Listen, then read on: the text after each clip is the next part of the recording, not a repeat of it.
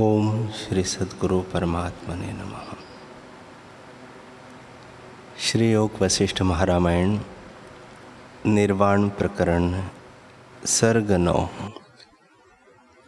श्री वशिष्ठ जी बोले, हे रामचंद्र जी, स्थावर जंगम जो कुछ जगत तुमको भासता है वह आदि भौतिकता को नहीं प्राप्त हुआ। वह सब चिदाकाश रूप है। उसमें कुछ भाव अभाव की कल्पना नहीं और जीव आदि भेद भी नहीं है। हमको तो भेद कल्पना कुछ नहीं भासती। जैसे रस्सी में सर्प का अभाव है, वैसे ही ब्रह्म में भेद कल्पना का अभाव है। हे रामचंद्र जी, आत्मा के अज्ञान से भेद कल्पना भासती है और आत्मा के जानने से भेद कल्पना मिट जाती है। वही सर्व संपदा का अंत है। शुद्ध चैतन्य में चित्त का संबंध होने का नाम अविद्या है। जो पुरुष चित्त की उपाधि से रहित चिन्मात्र है, वह शरीर का नाश होने पर नष्ट नहीं होता और शरीर के उपजने से नहीं उपजता। शरीर के उपजने और नष्ट होने में वह सदा एक रस ज्यों का त्यों स्थित है। जैसे घट के उपजने और मिटने में घटाकाश ज्यों का त्यों रहता है, वैसे ही शरीर के भाव अभाव में आत्मा ज्यों का त्यों है। जैसे बालक दौड़ता है तो उसको सूर्य भी दौड़ता जान पड़ता है और स्थित होने में स्थित लगता है, परंतु सूर्य ज्यों का त्यों है। वैसे ही चित्त की चंचलता से मूर्ख जन आत्मा को व्याकुल देखते हैं। चित्त की अचलता में अचल देखते हैं और चित्त के उपजने में उपजता देखते हैं, परंतु आत्मा सदा ज्यों का त्यों है। जैसे मकड़ी अपने जाल से आप ही घिरती है और निकल नहीं पाती, वैसे ही जीव अपनी वासना से ही बंधते हैं। राम जी ने पूछा, हे भगवान, अत्यंत मूर्खता के अधिष्ठान जो स्थावर आदिक है, उनकी वासना कैसे होती है, सो कृपा करके आप कहिए। श्री वशिष्ठ जी बोले, हे रामचंद्र जी, जो स्थावर जीव है वे अमन सत्ता को नहीं प्राप्त हुए। वे केवल मन अवस्था में प्रतिष्ठित नहीं पर मध्य अवस्था में है। उनकी पूरी अष्टका सुषुप्ति रूप है। वह केवल दुख का कारण है। उनका मन नहीं नष्ट हुआ। वे सुषुप्ति अवस्था में जड़ रूप स्थित है। वे काल पाकर जागेंगे। अभी उनकी सत्ता मूक जड़ होकर स्थित है। राम जी ने पूछा, हे देवताओं में श्रेष्ठ, यदि उनकी सत्ता अद्वैत रूप होकर स्थावर शरीर में स्थित है तो मुक्त अवस्था उनके निकट है, यह सिद्ध हुआ। वशिष्ठ जी बोले, हे रामचंद्र जी, मुक्ति कैसे निकट होती है? मुक्ति तब होती है जब बुद्धिपूर्वक वस्तु को विचारे और यथाभूत अर्थ देख पड़े। जब सत्ता समान का बोध हो तब केवल आत्मपद प्राप्त होता है। हे रामचंद्र जी, जब ज्यों का त्यों पदार्थ जानकर वासना को त्याग करे तब सत्ता समान पद प्राप्त होता है। प्रथम अध्यात्म शास्त्र को विचारे और उसमें जो सार है उसकी बारंबार भावना करे, तब उससे जो प्राप्त हो वही सत्ता समान परब्रह्म कहता है। स्थावर के भीतर वासना है परंतु बाहर नहीं दिखती, क्योंकि उनकी सुषुप्ति वासना है। जैसे बीज में अंकुर होता है और फिर उगता है, वैसे ही उनके जन्म होंगे और वासना जगेगी। उनके भीतर जगत की सत्ता है पर बाहर नजर नहीं आती। वे सुषुप्ति के समान जड़ धर्मा है। वे अनंत जन्मों में दुख पावेंगे। हे रामचंद्र जी, स्थावर जो अब जड़ धर्मी सुषुप्ति पद में स्थित है, वे बारंबार जन्म पावेंगे। जैसे बीज में पत्र, टास, फूल और फल अवस्थित होते हैं और मृत्तिका में घट बनने की शक्ति है, वैसे ही स्थावर में वासना स्थित है। जिसमें वासना रूपी बीज है वह सुषुप्ति रूप कहता है, और वह सिद्धता जो मुक्ति है उसे नहीं प्राप्त होती। जहाँ निर्जीव वासना है वह तुर्य पद है और वह सिद्धता को प्राप्त करती है। हे रामचंद्र जी, जब चित्त शक्ति दृढ़ वासना से मिली होती है तब स्थावर होती है और वह फिर जगती है। जैसे कोई कर्म करता हुआ सो जाता है तो सुषुप्ति से उठकर फिर वही कर्म करने लगता है, क्योंकि कर्म रूपी वासना उसके भीतर रहती है। वैसे ही स्थावर वासना से फिर जन्म पावेंगे। जब वह वासना हृदय से दग्ध हो तब जन्म का कारण नहीं होता। आत्मसत्ता समान भाव से घट पट आदि सब पदार्थों में स्थित है। जैसे वर्षा काल का एक ही मेघ नाना रूप होकर स्थित होता है, वैसे एक ही आत्मसत्ता सब पदार्थों में स्थित है। उसमें आत्मा ही व्याप रहा है। ऐसी दृष्टि से जो रहित है उसको विपर्य, उल्टी दृष्टि भ्रमदायक होती है।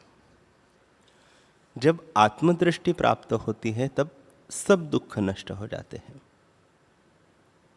हे रामचंद्र जी, असम्यक दृष्टि की ही बुद्धिमान लोग,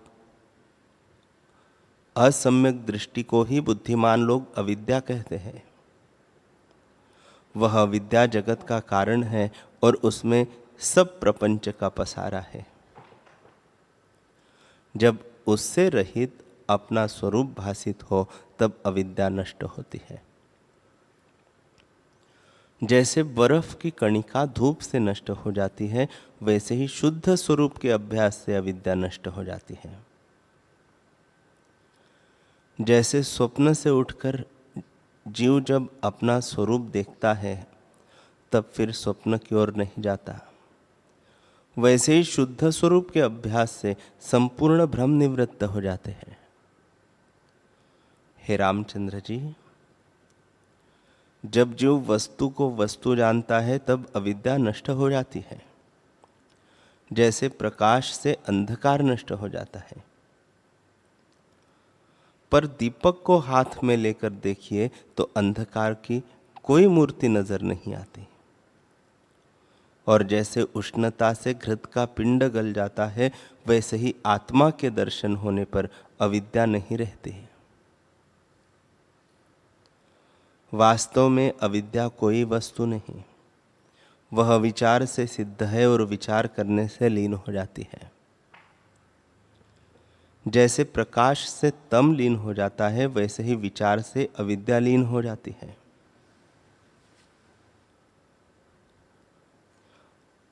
अज्ञान से अविद्या की प्रतीति होती है। जब तक आत्म तत्व को नहीं देखता तब तक अविद्या की प्रतीति होती है, और जब आत्मा को देखता है तब अविद्या का अभाव हो जाता है।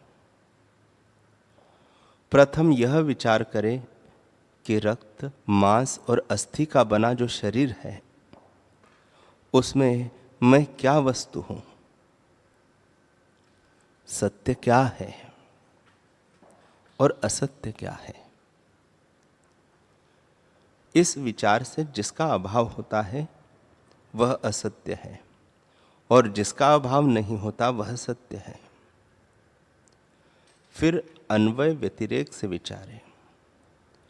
कार्य कल्पित के होने पर भी हो और उसके अभाव में भी जो हो, सो अन्वय सत्य है। देहादिक के भाव में भी जो आत्मा का अधिष्ठान है और इनके अभाव में भी निरुपाधि सिद्ध है, वह सत्य है और देहादिक व्यतिरेक असत्य है। ऐसे विचार कर आत्म तत्व का अभ्यास करें और असत देहादिक से वैराग्य करें, तब निश्चय ही अविद्या लीन हो जाती है, क्योंकि वह वास्तव नहीं है, असत रूप है। उसके नष्ट होने पर जो शेष रहे वह निष्किंचन है, सत्य है, ब्रह्म निरंतर है। वह तत्व वस्तु ग्रहण करने योग्य है। हे रामचंद्र जी, ऐसे विचार करने से अविद्या नष्ट हो जाती है। जैसे ऊख का रस जब जिह्वा से लगता है तब अवश्य स्वाद आता है, वैसे ही आत्मविचार से अविद्या अवश्य नष्ट हो जाती है।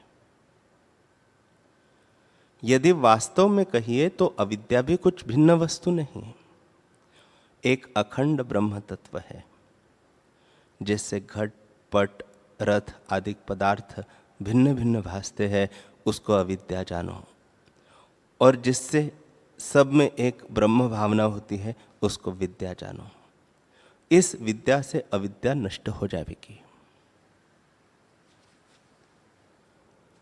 श्री वशिष्ठ जी बोले, हे रामचंद्र जी, बोध के निमित्त मैं तुमसे बारंबार सत्य का सार कहता हूं। वह यही है कि भावना के अभ्यास बिना आत्मा का साक्षात्कार न होगा। यह जो अज्ञान अविद्या है, वह अनंत जन्मों से दृढ़ हुई भीतर बाहर दिखाई देती है। आत्मा सब इंद्रियों से अगोचर है। जब मन सहित षड इंद्रियों का अभाव हो, तब केवल शांति प्राप्त होती है।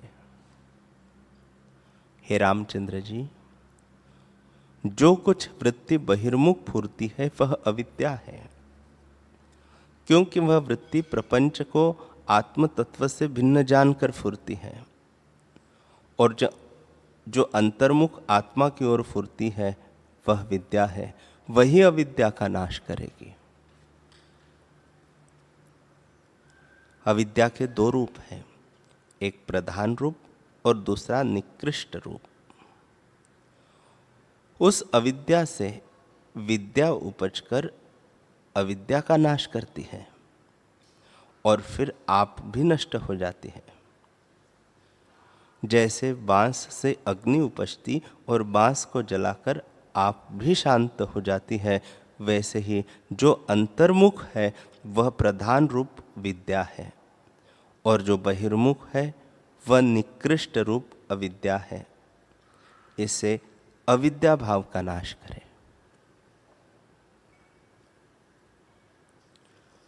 हे रामचंद्र जी, अभ्यास के बिना कुछ सिद्ध नहीं होता। जो कुछ किसी को प्राप्त होता है वह अभ्यास रूपी वृक्ष का ही फल है। चिरकाल अविद्या का दृढ़ अभ्यास होने से अविद्या दृढ़ हुई है। जब आत्मज्ञान के निमित्त यत्न करके दृढ़ अभ्यास करोगे तब अविद्या नष्ट हो जाएगी। हे रामचंद्र जी, हृदय रूपी वृक्ष में जो अविद्या रूपी विष बेली फैल रही है, उसको ज्ञान रूपी खड़ंग से काटो, और जो कुछ अपना प्राकृत आचार है उसको करो, तब तुमको दुख कोई न होगा। जैसे जनक राजा ज्ञेय को ज्ञात होकर व्यवहार को करते थे, वैसे ही आत्मज्ञान का दृढ़ अभ्यास कर तुम भी विचरो। हे रामचंद्र जी, जैसा निश्चय पवन, विष्णु, सदाशिव, ब्रह्मा, बृहस्पति, चंद्रमा, अग्नि, नारद, पुलह, पुलस्त्य, अंगिरा, भृगु, शुकदेव और ज्ञातज्ञेय ब्राह्मणों का है, वही तुमको भी प्राप्त हो।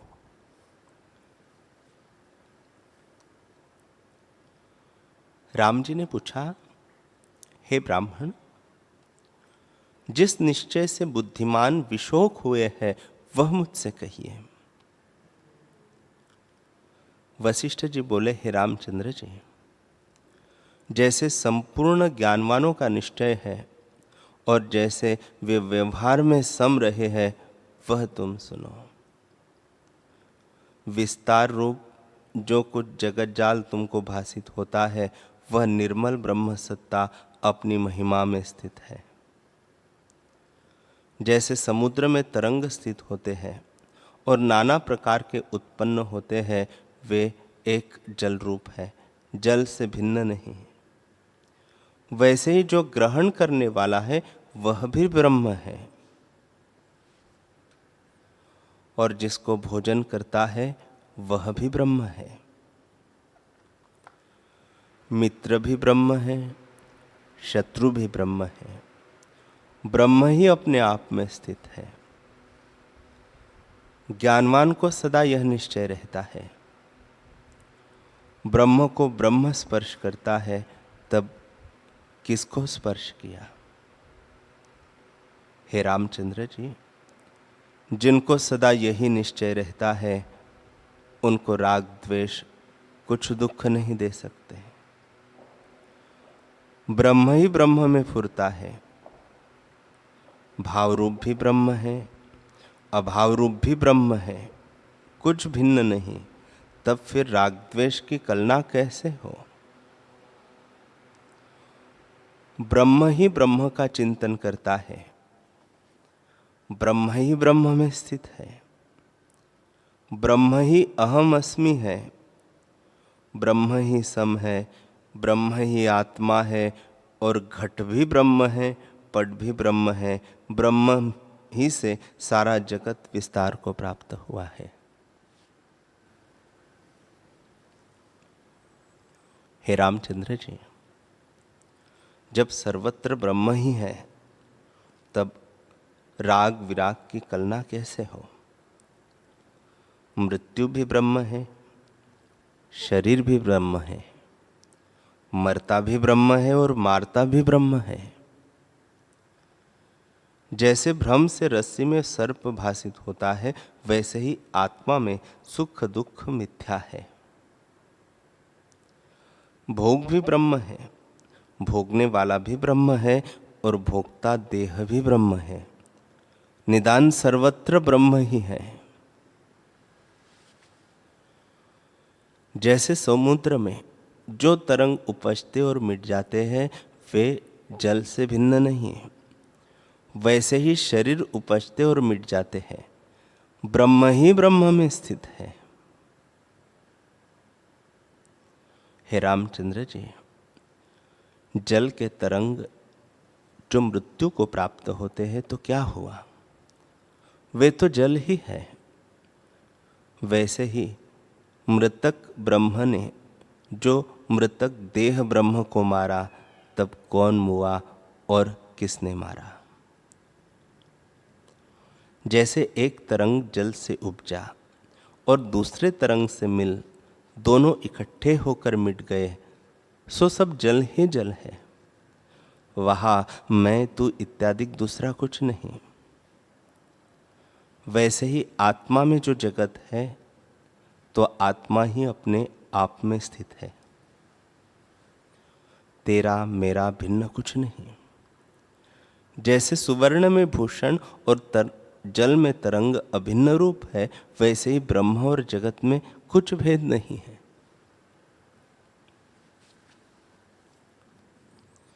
हे रामचंद्र जी, जो पुरुष यथार्थदर्शी है उसको सदा यही निश्चय रहता है, और जिसको सम्यक ज्ञान नहीं प्राप्त हुआ उनको विपर्य रूप और का और भासित होता है। पर वास्तव में ब्रह्म सदा एक रूप है, ज्ञान और अज्ञान का भेद है। जैसे रस्सी एक होती है, परंतु जिसको सम्यक ज्ञान होता है उसको रस्सी प्रतीत होती है, और जिसको सम्यक ज्ञान नहीं होता उसको सर्प जान पड़ती है। वैसे ही जो ज्ञानवान पुरुष है उसको सब ब्रह्म सत्ता ही भासती है, और जो अज्ञानी है उसको जगत नाना रूप भासित होता है और दुखदायक होता है, पर ज्ञानवान को सुख रूप है। जैसे अंधे को सब और अंधकार और नेत्रवान को प्रकाश प्रतीत होता है, वैसे ही सब जगत आत्मरूप होने पर भी ज्ञानी को आत्मसत्ता सुखरूप भासती है और अज्ञानी को दुखदायक है। जैसे बालक को अपनी परछाई में वैताल बुद्धि होती है और उससे वह भय पाता है, पर बुद्धिमान निर्भय होता है, वैसे ही अज्ञानी को यह जगत दुखदायक और ज्ञानी को सुखरूप है। यदि मेरा निश्चय पूछो तो यो है कि मैं सर्वमय ब्रह्म, नित्य शुद्ध सर्वव्यापी हूँ। न कोई मरता है न उपजता है। जैसे जल में तरंग न उपजते हैं और न मिटते हैं, सब जल ही जल है, वैसे ही पंचभूत भी आत्मा में है और जगत भी आत्मरूप है। आत्म ब्रह्म ही अपने आप में स्थित है। शरीर का नाश होने पर आत्मा का नाश नहीं होता। मृतक रूप भी ब्रह्म है, शरीर भी ब्रह्म है, ब्रह्म ही अनेक रूप होकर भासता है। ब्रह्म भिन्न शरीर आदि कुछ सिद्ध नहीं होते। जैसे तरंग, फेन और बुलबुले जल रूप है, वैसे ही देह, कलना, इंद्रिया, त्वचा, देवता आदि सब ब्रह्म रूप है। जैसे भूषण सुवर्ण से भिन्न नहीं होता, सुवर्ण ही भूषण रूप होता है, वैसे ही ब्रह्म से अलग जगत नहीं होता, ब्रह्म ही जगत रूप है। जो मूढ़ है उनको द्वैत कलना भासित होती है। हे रामचंद्र जी, मन, बुद्धि, अहंकार, तन्मात्रा और इंद्रिया सब ब्रह्म ही के नाम हैं और सुख दुख कुछ नहीं। अहम आदि जो शब्द है उनमें भिन्न भिन्न भावना करना व्यर्थ है। अपना अनुभव ही अन्य किनाई प्रतीत होता है। जैसे पहाड़ में शब्द करने से प्रतिध्वनि जो सुनाई पड़ती है वह अपना ही शब्द है, उसमें और की कल्पना मिथ्या है। जैसे स्वप्न में कोई अपना सिर कटा देखता है, वह व्यर्थ होने पर भी उस समय सत्य जान पड़ता है। जिसको असम्यक ज्ञान होता है उसको ही ऐसे भ्रम होता है। हे रामचंद्र जी, ब्रह्म सर्वशक्तिमान है, उसमें जैसी भावना होती है वही भासित होता है। जिसको सम्यक ज्ञान होता है वह उसे निरअहंकार, सुप्रकाश और सर्वशक्तिमान देखता है। कर्ता, कर्म, करण, संप्रदान, आपादान, अधिकरण, यह जो षटकारक बुद्धि है सो सब सर्वत्र ब्रह्म ही है। ब्रह्म ही अर्पण, ब्रह्म ही हवि, ब्रह्म ही अग्नि, ब्रह्म ही होत्र, ब्रह्म ही होमने वाला और ब्रह्म ही फलदाता है। ऐसा जानने वाले का नाम ज्ञानी है और ऐसा न जानना अज्ञान है। जानने वाले का नाम ब्रह्मवेत्ता है। हे रामचंद्र जी, यदि चिरकाल का बांधव हो और उसको देखिए तो जानिए कि बांधव है, और जो देखने में न आए और उसका अभ्यास दूर हो गया हो तो बांधव भी अबांधव की नहीं हो जाता है। वैसे ही अपने ब्रह्म स्वरूप को तुम जानो।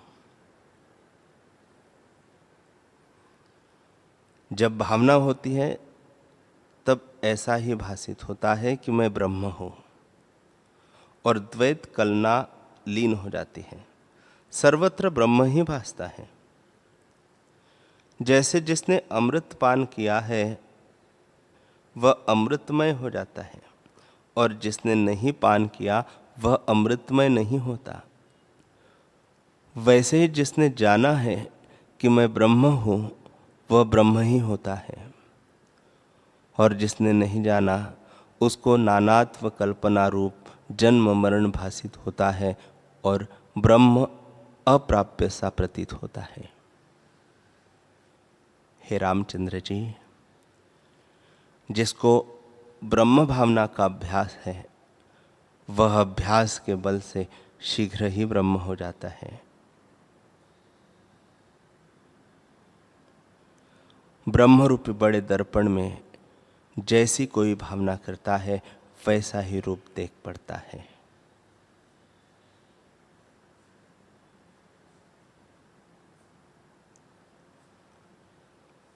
हरि ओम।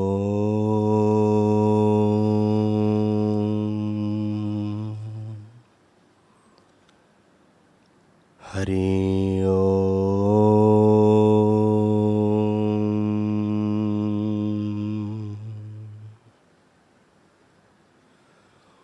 ओम सहना भवतु सहनौ भुनक्तु सह वीर्यं करवावहै तेजस्विनावधीतमस्तु मा विद्विषावहै। ओम शांति शांति शांति। श्री सद्गुरुदेव भगवान की जय।